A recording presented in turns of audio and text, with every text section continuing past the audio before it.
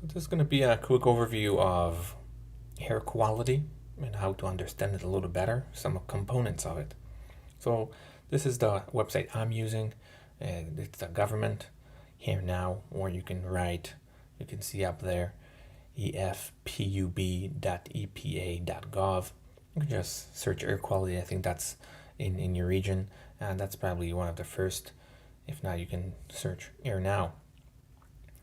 So we have here the current AQI, which is the recent one. I think they update this every hour, which is not the best. I wish it would be more.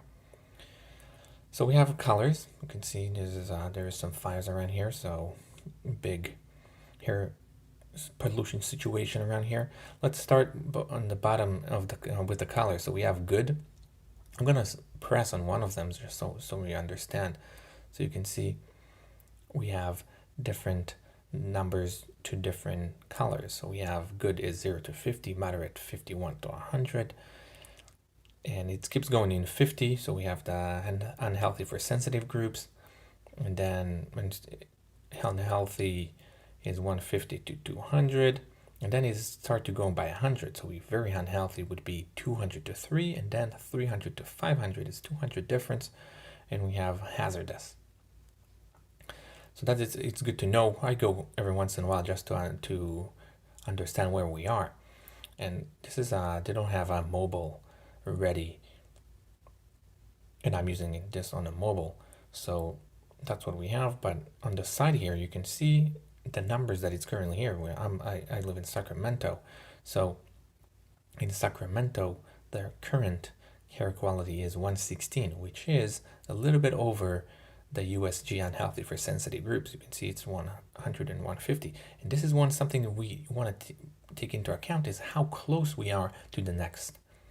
So for example, if we were 149 right now, 140, that would be very close to unhealthy. And then you might not want to run. I definitely I went for a run on unhealthy. But when it's close to 150, you might want to consider it. If you're in sensitive groups, you might want to even consider moderate ones. If it's closer to 100, if it's 99 or 90, it's very close to unhealthy for sensitive group, you should not go out. So we need to take into account how far is it from the, or how close is it from the next level up, or even from the next level down. Let's say it's already red, but it's very close. So let's say it's 156. I think that's what happened yesterday. I was looking and it's 156, very close to being orange. Maybe it's not as bad to be out right now. So this is something we want to take into account. I go out for a walk or something, even when it's orange. If it's lower reds, I often do, but you should take you take your do your math, do whatever you want. It's based on you. It also depends how you go outside. You smell smoke, you don't smell smoke. Definitely not good to do high intensity workouts in red, even orange. I think they don't recommend. We also have a forecast, which is I don't know what they're basing it on, but this is a looking forward forecast. I don't use it very often. What is useful is the AQI loop, which just show you recent, I think at least 12 hours. But going back, as you can see, this is I think started around 12 a.m. yesterday or today, basically, and it's just going to show you how it's probably related to wind patterns. So it shows you how things will evolve and might give you some clues of what's going to be in the future. So you can see here that things are getting a little better, and you can see which areas are getting a little better. For example, I was thinking of going to Tahoe, which is this lake here on the right side. So you can see there is some purpleness going on, and goings in and off. Might not be the best. Or if I live in Sacramento, you can see that it's getting better and bigger. The orange portion is getting bigger, as you can see. Even there isn't some yellow signs coming on. So it might give you some clues of what's to come. That's probably what they're basing the forecast on. But it gives you some definitely some clues. What you want also to do is sometimes, let's say I want to go to Tahoe, or I just want to know when it's going to be better or something like that. You can go into back a little bit. So that's California. So you go, because I was in Sacramento, you go to California, it gives you a bigger map of what's going on around you, which is you can see here the big purple thing is probably there is some fire going on, or maybe just a big plump of air pollution. It's probably fires. There is also some in between California to Oregon. There is also some purpleness, hazardous situation going on. And what you want to know, for example, I said I wanted to go to Tahoe, which is like closer to Reno, to Carson City. And you can see that this thing is kind of close. So we do want to take that into account.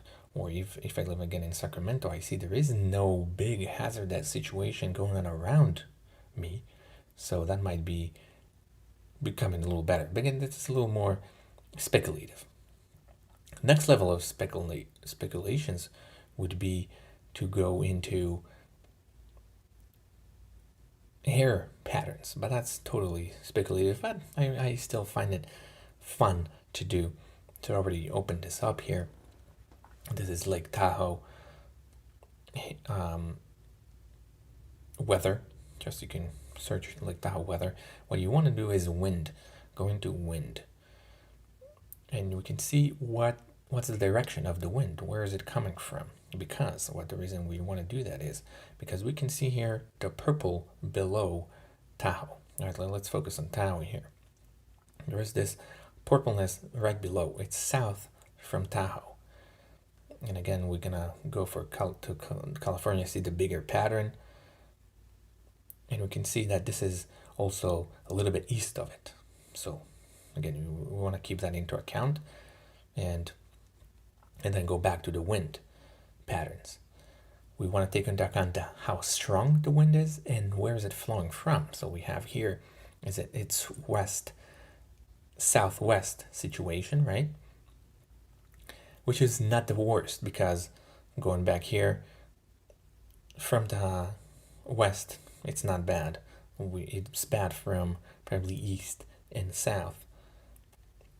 So we're going to look forward of what's to come, and you can see there is some south going on, so that might make it worse.